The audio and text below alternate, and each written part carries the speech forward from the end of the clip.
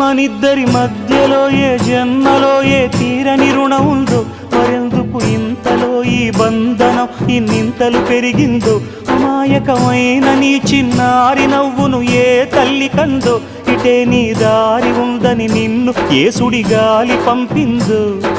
పాపం పుణ్యం దేవుడికెరుక, పేదకు దొరికిన బంగారు కణిక, పాలు వెన్నాలేవని అనక ప్రేమను తాగి పెరగవెసిలక. వలేసే పాడు లోకం కంటపడక ఉండు నాయనక, ఇలా నా గుండెలోనే గువ్వల కొలు ఉండిపోయింక.